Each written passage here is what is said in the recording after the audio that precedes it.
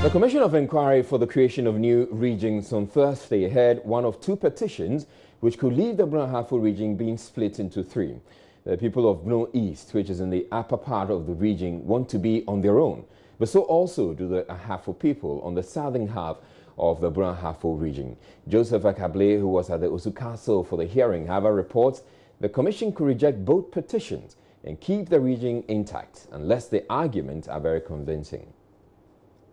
The Bono Ahafo region used to be part of the Ashanti region until 1959, but the two petitions currently before the Commission could see it being split up into three. Chairman of the Commission of Inquiry, Justice Stephen Brobe, explains the nature of the requests. This is the first time that provisions of Article 5 of the 1992 Constitution on the creation or alteration of a region have been invoked. There is therefore a duty on all of us to ensure that we chart a course that is ultimately in the best interest of our people.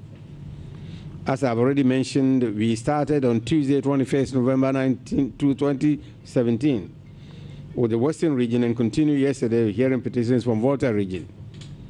After today's hearing, we will continue on Tuesday, 28th of November, by hearing petitioners demanding the creation of Bono East region out of the existing Brong Ahafo region. That means the Brong Ahafo now may have three regions: the current Brong Ahafo region, then Bono East region, and the Ahafo region, if cases are made for their creation. Like other petitioners, the Ahafo Council is confident the split holds the key to rapid development of the area. Nana Nsedu Jemfi is president of the Ahafo Traditional Council. We want development, that is all: schools, universities, hospitals, roads, and then good drinking water. We are not getting them in our area, in the Ahafo area. That is why we want. The Commission will continue hearing from petitioners on November 28 when it engages chiefs from Bono East. Now, the state could once again end up with millions of cedis in irrecoverable losses should there be another fire, the new structure holding the country's medical supplies. This is because, just like the previous central medical stores which got burned 2 years ago, the building housing the new facility does not have insurance cover. The Chief Director of the Ministry of Health, Dr. Afisa Zakaria, however, told journalists at a news conference in Accra on Thursday the lack of insurance cover is not for want of trying, explaining that none of the insurance companies approached so far are interested in providing cover. Nancy Emefajiradozi was there and has more on this report. 2015 fire at the Central Medical Store cost the country some 263 million Ghana cedis. The CMS holds every conceivable drug imported into the country, including external support meant for distribution to public health facilities across the country. Chief Director of the Ministry of Health, Dr. Afisa Zakaria, explains why the building is yet to be insured despite the 2015 incident. The main central medical stores, as we all know, has been burnt down. We're currently renting. The place we are renting is not insured, and insurance companies are feeling reluctant to insure that. However, the ministry is making efforts to acquire our own. We will soon get our own central medical stores, which definitely we shall ensure, because we learned bitter lessons from the burnt central medical stores. The Chief Director, however, stated insurance cover has been secured for all the regional medical stores. Minister of Health, Kweku Agyeman-Manu, on his part, reviewed the report of the findings on the Central Medical Stores fire has been submitted to the Attorney General to bring finality to it. The CMS fire investigation report has been submitted to the Auditor General upon his request. I think we were talking too much about Central Medical Stores. Where is the report? Why are we not responding? So the Auditor General called for a copy of the report. And as we speak, he is finalizing due processes to conduct a forensic audit of the report And when that is completed, he will advise and make recommendations. And that is what government, I believe, will have no option than to take to implement.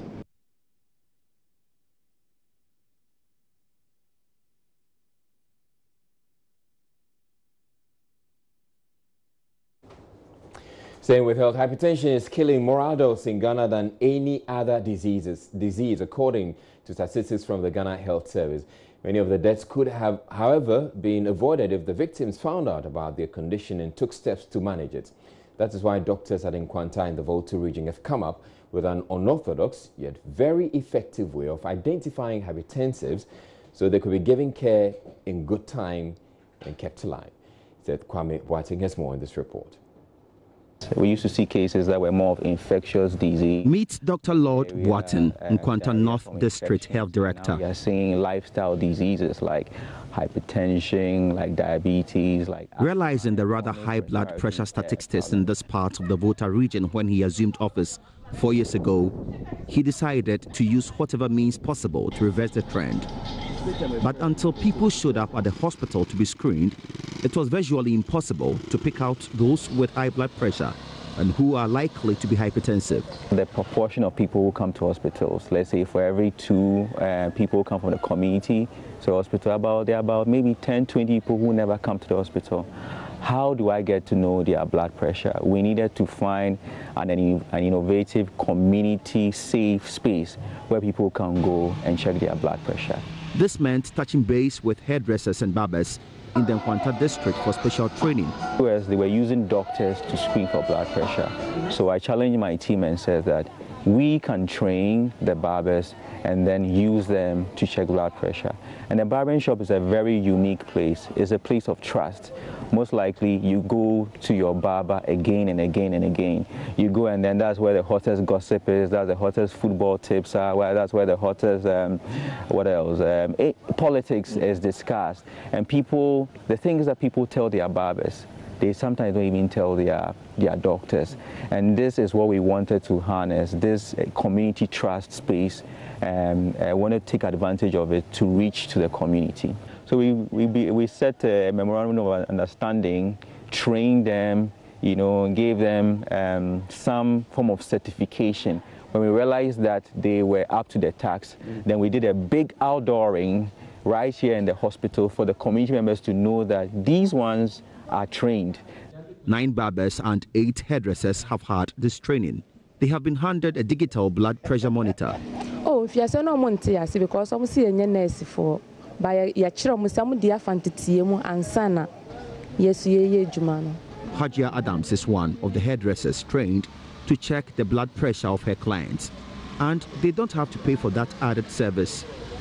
Say, yeah, make a chance a normal, but say, Kosro Kakra, make a chance say, men can be a match so on next time on some check into say, Tisa. Let me say, I won't call hospital. A honor medical children, but I mean to mean Paimon country. I used the opportunity to get a quick check.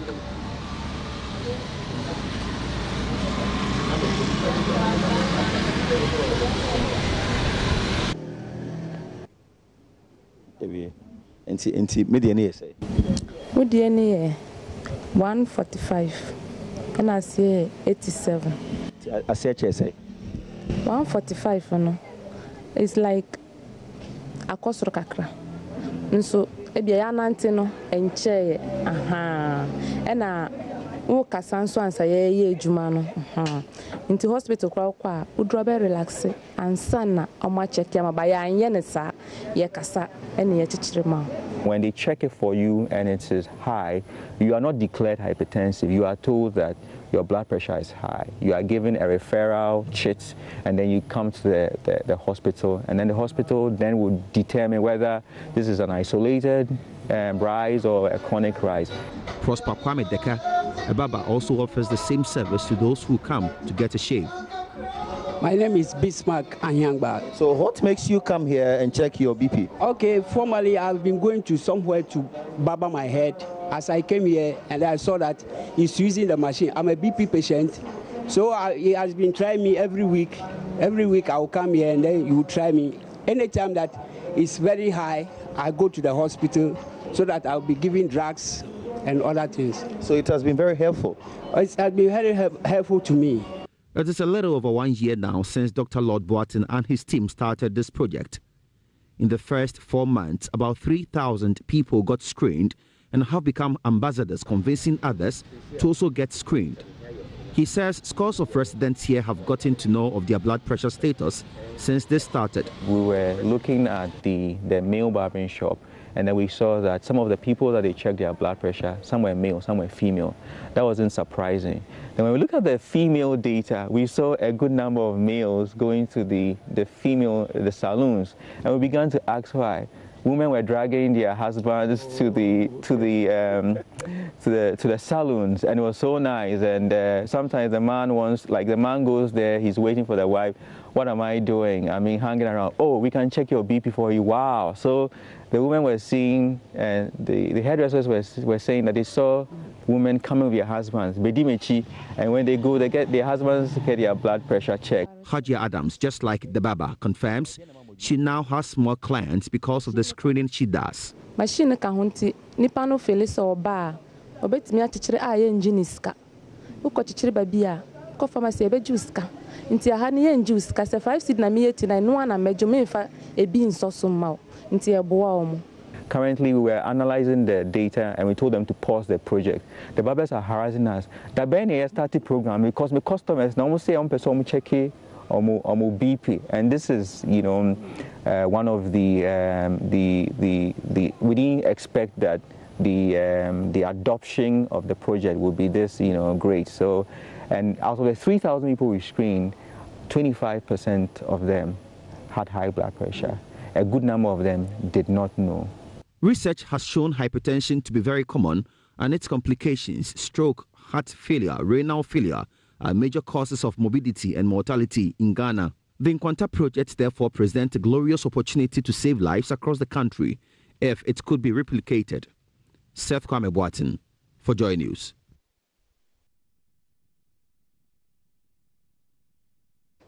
We're taking a break on Joy News Prime, but still to come, the minority is predicting a collapse of the senior high school education in 5 years as a result of the pressure brought on the system from implementation of free SHS. Tema emerges as the best municipality in Ghana in the 2017 District League table, with Karachi East the worst performing. And Denmark officially apologizes to Ghana for its role in the enslavement of its citizens during the slave trade era. We share a dark history of slave trade, a shameful and unforgettable part of Danish history. We'll be back in a minute.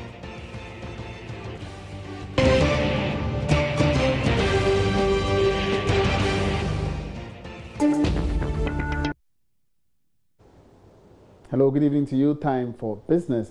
Now, Denmark topped the list of countries with the largest value of investments in Ghana in the third quarter of this year. Denmark's investment in the country, according to latest figures from the Ghana Investment Promotion Center, is close to $22 million. Queen Margrethe II of Denmark is currently touring the country with a business delegation to explore further bilateral economic engagements with Ghanaian entrepreneurs. The delegation is exploring opportunities in the food and agri sector, sustainability, maritime, infrastructure, and railway sectors. Meanwhile, Chief Executive of GIPC, Yofi Grant, has been speaking to Joy Business about the center's performance so far. He is confident the FDI targets for this year will be met. The business of attracting investments is not like you go to somebody's house and go and talk and immediately it takes his pen and signs. No. First you sell the country. The opportunities, very often if the investor sees an opportunity, he comes over. He comes to do his own due diligence. He walks through the whole system to see if it's okay. Once he identifies and says, there's an opportunity for me, then they actually come and register and sign the checks and put their monies there and get on with the business. So it's not a challenge. It's just a procedural thing that takes long. But I think that to have moved from the 2.25 billion at the end of 2016 to 4.4 billion as at the end of the third quarter is still commendable and really encourages us to keep pushing. to see some of these projects come out. There are quite a number of projects going on in the different agencies. Some of them we don't even hear about. So we suspect that we probably might have gone past the 5 billion already, but it's just that we haven't been able to record some of these investors, especially those who are repeat investors, increasing their capital and bringing more money to expand their operations.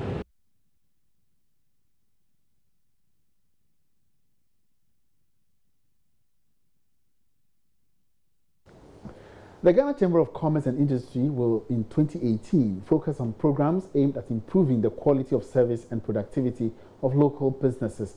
This was made known by the president of the chamber, Nana Appiah-J. Dankwa, at a press engagement in Accra. He stated that the upcoming annual business awards will pave way to initiate the process. Here's more in this report. The Chamber Business Awards 2016 is an initiative of the Ghana National Chamber of Commerce and Industry to celebrate the very best and finest Ghanaian businesses and personalities who have demonstrated excellence in business practice. President of the Chamber, Nana Appiah-J. Dankwa, outlines what will go into the awards. From time to time, some groups, like the associations, come to us. They are also members of the Chamber. Freight and forwarders, for example, freight forwarders are members. They are members of the chamber, and then other associations. So we open it up, and 800 companies registered or applied for the to become awardees for the.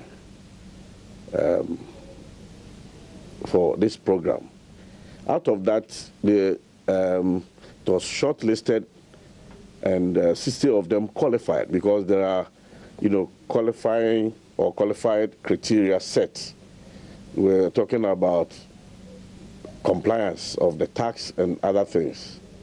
And so out of that, 60 were listed, and they were called upon to provide evidence of payment of taxes, evidence of corporate social responsibilities, and what have you. So out of that, 16 came out of the competition. The award ceremony, slated for 25th November at the banquet hall of the State House, will see 800 invited guests expected to grace the occasion, including top government officials. The president of the Chamber of Commerce noted the awards will preempt a special business program to help boost the quality of business in the country. We also thought of having a special awards, and that has about 7 of them to members, and then 3 of them to non-members, to the private sector. So these were how we selected companies for these awards. So you could see that some of them could, at a point, were getting, maybe they will get 2 awards, because I don't know who have been selected for the 16, right? So if the person or that company gets the award for the special awards, and then is selected for or gets through the 16 competitive, it means that the person will have 2 awards. The Chamber of Commerce will utilize the services of a reputable accounting firm to supervise the nomination and selection of award winners. 8 major manufacturing companies in the country have jointly made significant progress towards government efforts at delivering sustainable plastic waste management solutions through advocacy, public awareness, and multi-stakeholder collaborations. This comes in the wake of the official launch of Ghana Recycling Initiative by a private enterprise, also known as GRIPE.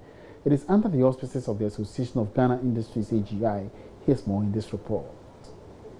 The Association of the 8 companies seeks to integrate sustainable waste management solutions, advocate improved waste management practices, contribute to increased collections and recycling waste management practices, among other things. President of the Ghana Plastic Manufacturers Association, Ebo Botri, says this partnership will go a long way to create massive investment in the area of plastic waste recycling. As for now, we think it is okay when it comes to sachet water waste. The problem now, presently, it's got to do with the PET bottles waste. There is a mass migration from glass bottle to PET bottles, and you have all manner of products packaged in it, and it is one-time use. So you see the magnitude of the waste that we find in our gutters, the streams, and everywhere. So from our own side, we did start a pilot project with the AMA to recycle PET bottles for only export. But then we try to go beyond that. And then some of our members, notably the Mohinani group of companies who have agreed to set up 2 recycling plants, one in Accra and one in Tema, to recycle all manner of plastic waste into other products for local consumption and for export.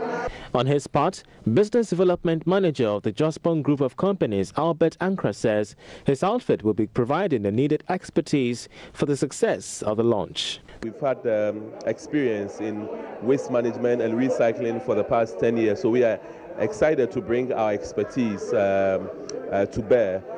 Particularly more exciting about this is that you also have the key stakeholders, those who actually manufacture the plastic products, who are also stakeholders in this project. And I think that together, as we work, we can enhance and ensure that there is zero waste so far as PET bottles are concerned. The launch of GRIPE was witnessed by some stakeholders in the sanitation and waste management space, including the Environmental Protection Agency, EPA, the Ministry of Environment, Science and Technology and Innovation, among others.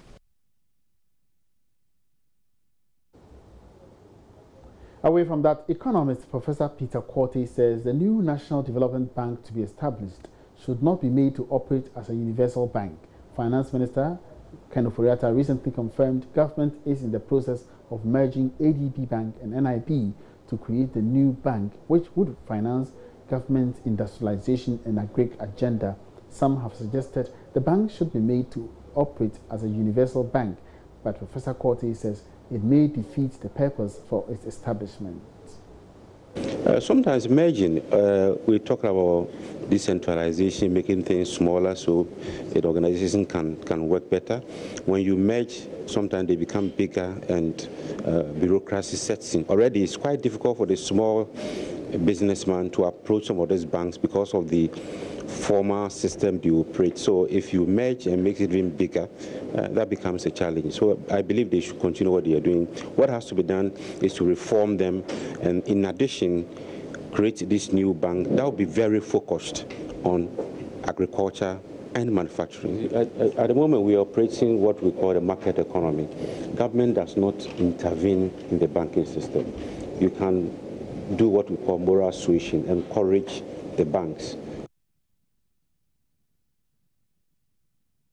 And that's all in business tonight. Many thanks for your company. My name is Emmanuel Apuaji Riafi. There's more ahead. Good evening.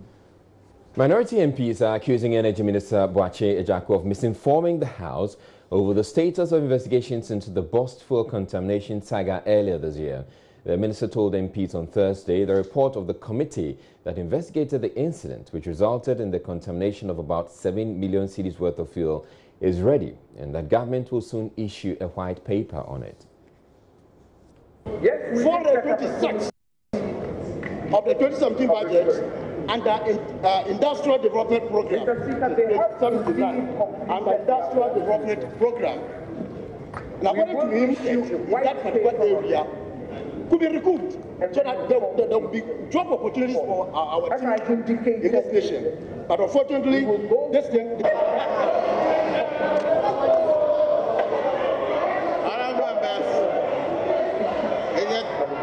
Turn of honorable so that our farmers out there have a lot of chance of getting a 426 of the 2017 budget under Industrial Development Program, 79. and Industrial Development Program. Mr. Speaker, according to him, in that particular area could be recouped so that there will be job opportunities for our teeming youth in this nation. But unfortunately, this thing.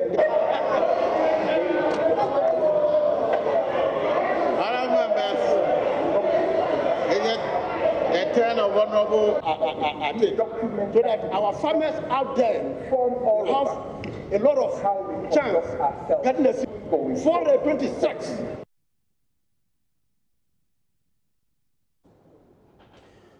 Member of Parliament's Mines and Energy Committee, Edward Barr, says contrary to the minister's claims, the 8-member committee has never met since its establishment. My information is clear, is that the Dr. Lawrence Dakwa's committee never met for once. That committee never met. It was just a strategy to just push the attention of Ghanaians to some particular place. So that then your point is that the report the minister says will be made available soon possibly doesn't exist? That report doesn't exist, and I'm challenging the Minister for Energy to actually prove me wrong by publishing that report. You and I knew that if this report was actually out, they would have published it by now. They did not sit. So the minister lied to Parliament? Yes, to say that he was not speaking the truth to the people of Ghana through Parliament. He was not. I know that committee never sat, not even once. And the minister is aware of that. I posed this question to the minister, or maybe invited the minister to come to Parliament and answer this question. It was because I had this information. And I wanted him to come to the Parliament and answer it. And indeed, this has been, as we speak, that's about this question was written somewhere around, I think, 2 or 3 months ago.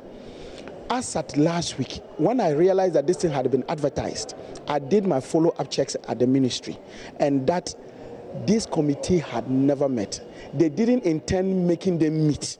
The whole idea was that Ghanaians will soon forget about this bust issue. Let's say we have set up a committee and leave it at that. Chairman of Parliament Select Committee on Constitutional and Legal Affairs and MP for Finso South, Ben Abdullah Banda, has dismissed assertions that the inadequacies of the judiciary has a tendency of impeding the expeditious trial of corrupt cases by the Office of the Special Prosecutor. According to him, the Chief Justice is expected to designate special court for accelerated prosecution of accused persons being investigated by the office.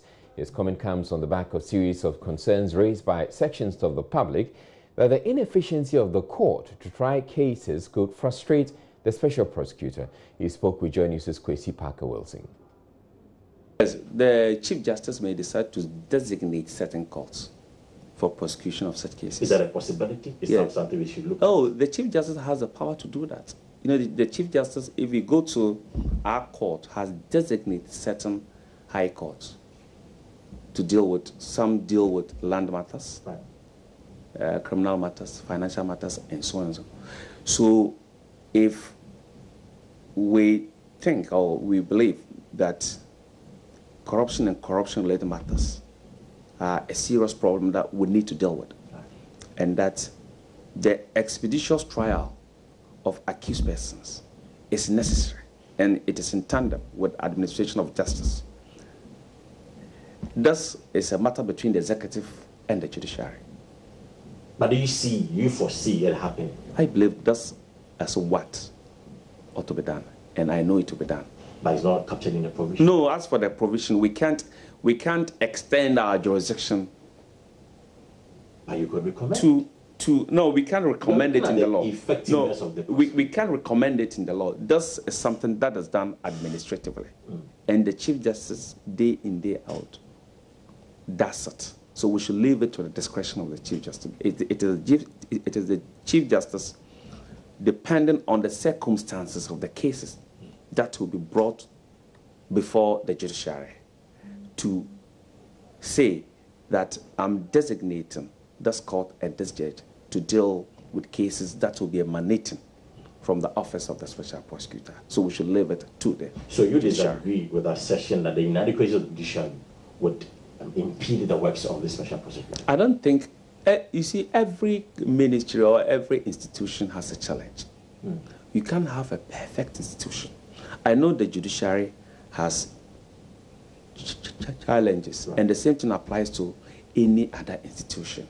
But that should not be a bar to the delivery of justice or to the speedy delivery of justice.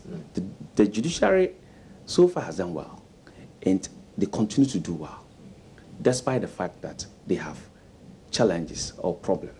And I think in spite of the problems and the challenges aforementioned, cases from the Office of the Special Prosecutor, to the best of my knowledge, will be dealt with expeditiously as the nation requires of the judiciary.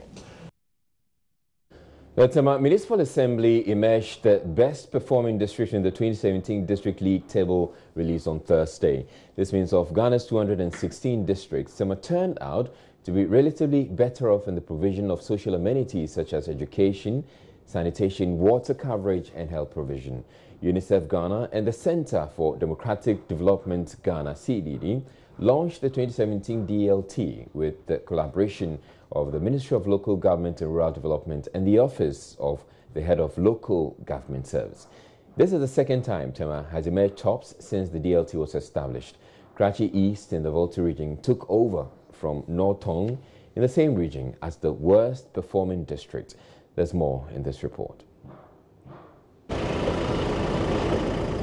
Development in Ghana has largely been at the top, with many of the country's very poor deprived.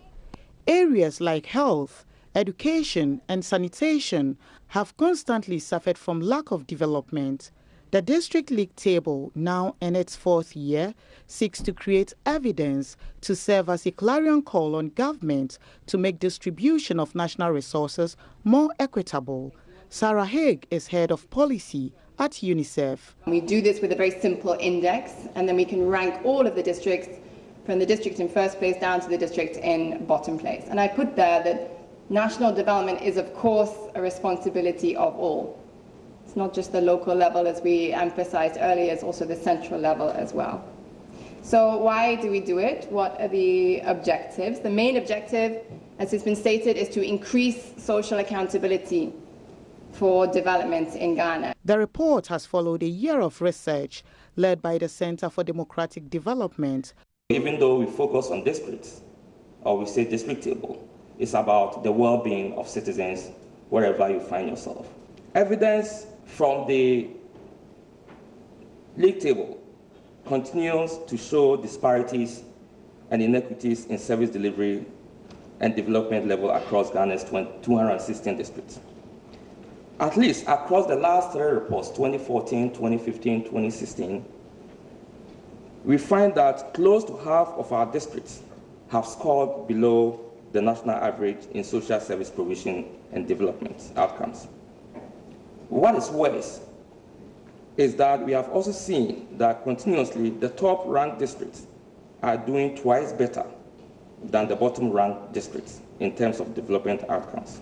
Deputy Minister for Local Government and Rural Development, Kwesi Boateng Ejei, says the report should support the argument for local development to be boosted. When these results are announced, we expect that the district will take a keen interest in what is happening in their districts. It's a social accountability tool, and all social accountability tools are meant to assess what is going on, so that the people would have an input in whatever is going on, so that together we can be able to change the situation. Moving forward, authors of the DLT want the report to be a reference point to track real development at the local level.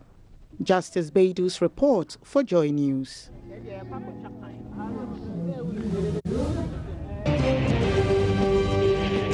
This is Joy News Prime. A 28-year-old Adjoa Owusu, who is currently in the custody of the Singfosu police for allegedly recruiting 4 teenage girls to hawk plantain chips in Accra without the knowledge of their parents. According to the Singfosu District Police Commander, Superintendent Magnus Sam, the victims, Judith Wampong, 13, Comfort Arthur, 15, Mercy Crunchy, 15, and Hannah Sam, 18, were intercepted by the police in collaboration with the parents and residents of the community. A certain lady by name Adjoa Owusu, at 28 years, who is selling some small chops at Nyankumase MA Primary School. that she has started recruiting some girls for some job in Accra. When we had the information, we worked on the information only for today at about 6:30 a.m. that we heard that she had successfully recruited them and she was about to escort them to Accra. So we went in, apprehended her, Usua, 28 years.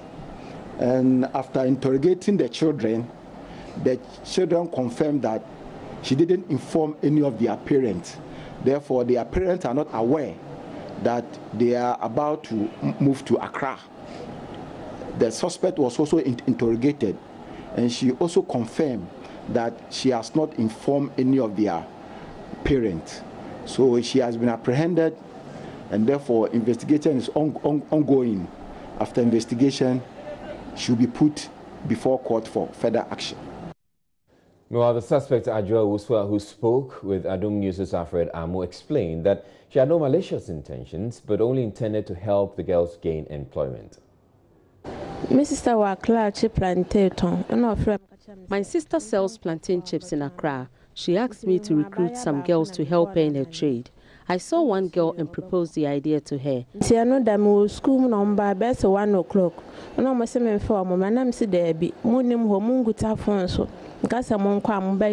She agreed and brought her friend with their luggage.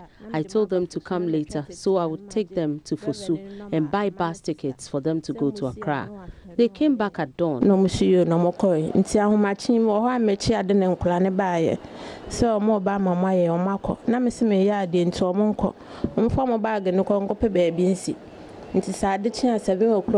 And I told them I was busy, so they should be patient and come in the morning.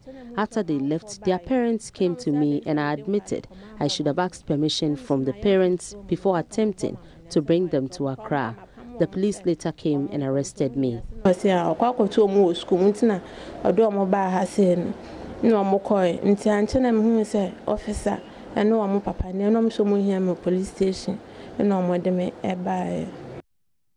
The children also explained they agreed to go and see greener pastures in Accra due to lack of parental care in the village.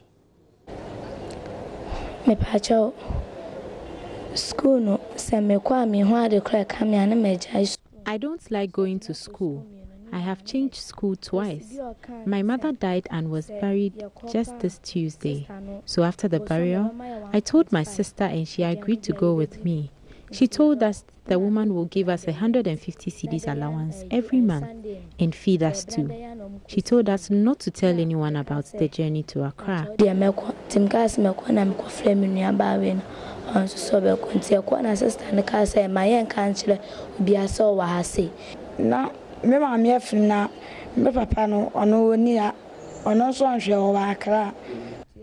My mother is dead. My father has abandoned me. So I live with my grandparents. No one takes care of my education. My teacher used to supply books for studies until she could no more afford. I don't even have a school uniform. I was going to school in my house dress.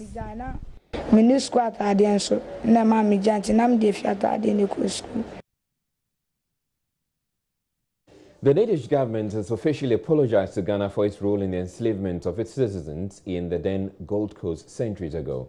Danish Foreign Minister Anders Samuelsen said nothing could justify the inhumane treatment meted out to human beings under the guise of slave trade. He was speaking at the Flagstaff House as part of a Danish delegation visiting Ghana headed by its queen. A report by Elton Brobe. At a joint news conference at the Flagstaff House, Danish Foreign Minister Anders Samuelsen said the practice is regrettable. We share a dark history of slave trade, a shameful and unforgettable part of Danish history. Nothing can justify the exploitation of men, women and children in which Denmark took part. On her part, Ghana's Foreign Minister Shirley Ayoko Botchwey said illegal migration has been one of the major issues under discussion. She said they have also agreed to respect the rights of all migrants, including deportees. As you are all aware, irregular migration and its associated challenges have been receiving a lot of attention in the past few years.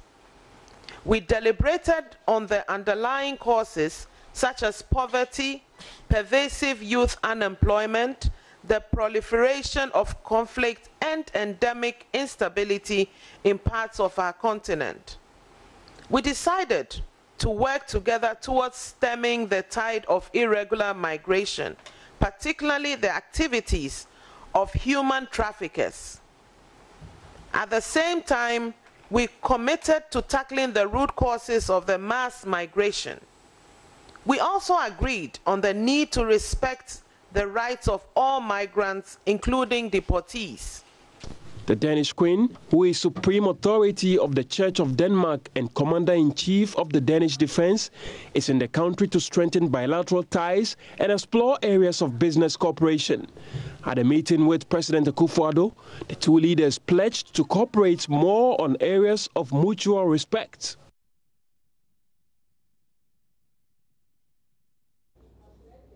President Akufo-Addo has called on Ghanaians studying abroad to return home and contribute their quota in developing the country after their studies. He says exposure and experience they will gain studying in the advanced countries will greatly help the country to change the dynamics in trade, governance and development. He made the call when he addressed a group of Ghanaian students at Cambridge University in the UK as part of the just ended 3-day official visit to that country. The call by the president is not surprising given his consistent rhetoric that Ghana ought to wean itself from Western aid. During his trip, he echoed those sentiments to UK Prime Minister Theresa May, who promised to work closely with Ghana to improve trade relations. At a lecture at the Cambridge University on Democracy and Development, the president touched on the need for Ghana and Africa as a whole to end the era of development through Western aid by trading amongst themselves.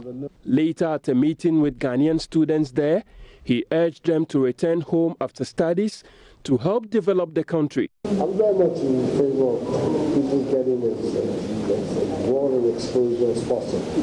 Finish your studies, you're working, and everything. But ultimately, your skills, your knowledge, your information you have gathered will be very, very useful for the development of our country. And I entreat you, and after you've had your exposure, you've had your experience, come back home and help. It's not going to be easy. It will not be as it's here, where everything is already established and you just we have to establish it. But we can't establish it if you're sitting here. You have to come and bring all that comes from Cambridge and bring it home, and let's all put our shoulders to the wheel and help. Our place has tremendous opportunities. I continue to say, and Ghanaians, so many, traveling around, both now as Prime Ministers, now as President. One of the joys of the job, wherever you go, Ghanaians are being heard. Most of the time for their conduct, more abiding citizens and their best. But more importantly, the quality of the individuals who are doing things.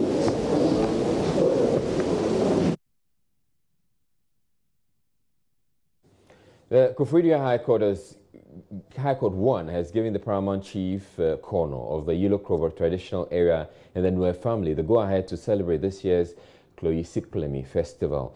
The court, presided over by His Lordship Justice James Benson, struck out an application to restrain the chief and his elders from going ahead with the festival.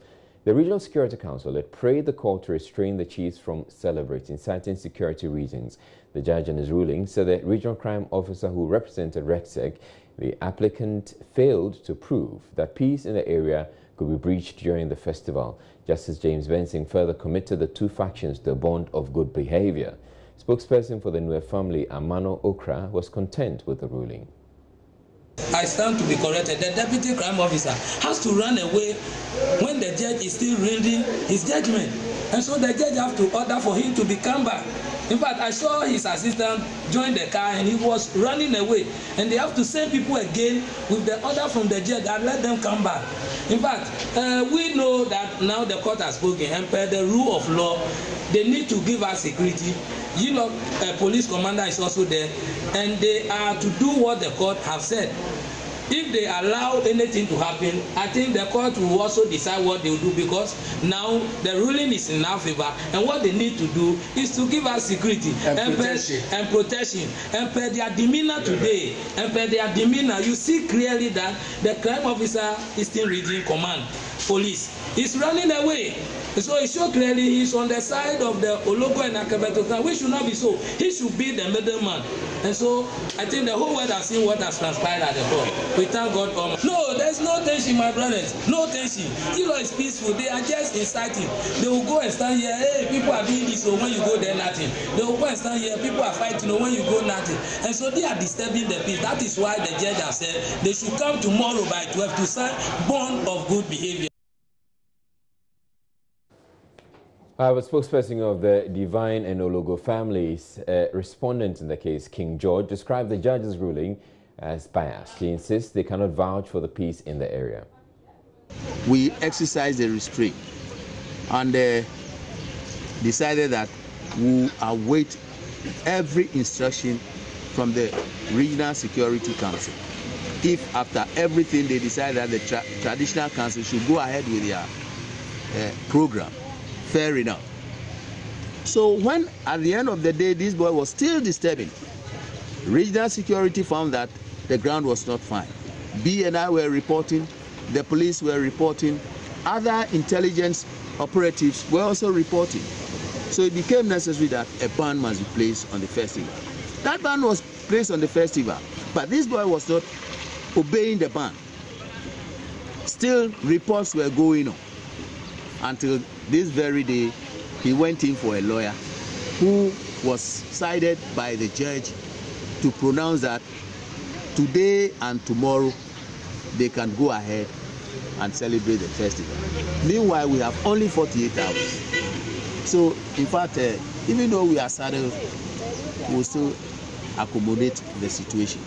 But we want the whole world to know that Yilo Krobo is not sound for any festival. They have gone in for a whole lot of criminals from Tema and Ashama and armed them to the teeth. So we are not perturbed. But we are praying that if anything should happen, then they should know where that mistake is coming from. The chiefs and people are expected to hold a Grand Durbar this Saturday to climax the celebration. A female farmer at Assin Dubiase and a finalist in the upcoming National Farmers' Day celebration, Faustina Samoa, is alleged to have been dropped from the final list to be awarded at Kumasi on December 1 after refusing to pay a 5,000 cedi bribe to organizers of the program. According to the farmer based in Assin South, she received an email from one Mr. Bofa, who is one of the central regional coordinators of the program, which included her name as one of the winners. Shortly after the message, another person called to demand 5,000 cedis from her, threatening to remove her name from the list if she does not comply. She said, sensing foul play, she refused to send the money. Surprisingly, she received another message after the telephone call apologizing for the earlier message sent because she was not supposed to be on the winners list. Award no Maji district, Maji region. I have already received a district and regional farmers award. I recently received a call that I have been nominated for a national award. Later, some officials came to inspect my farms.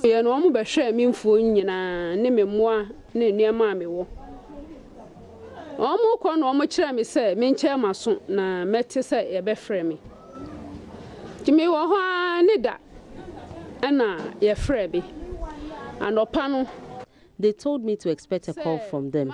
Yesterday, I received a call that I have won the national award, so I should prepare and go to Cape Coast, so I would be transported to Kumasi, where we would spend a week. Before the call, giving me information that I have won, another person called me to pay a bribe of 5,000 cedis because there are other women trying to snatch the award from me.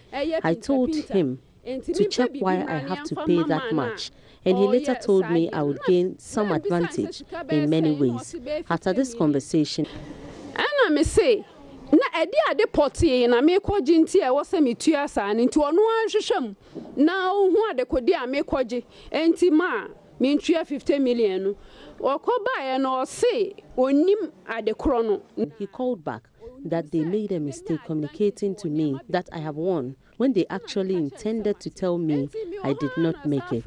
I suspect they took me off the list because I did not pay the bribe requested. Meanwhile, email aba a me din wo me ye mema nipa nan mema me ensa oba ba ko oba ne ye mea me susu se sika na ma anya nti na ma omo e de afa me kon ho.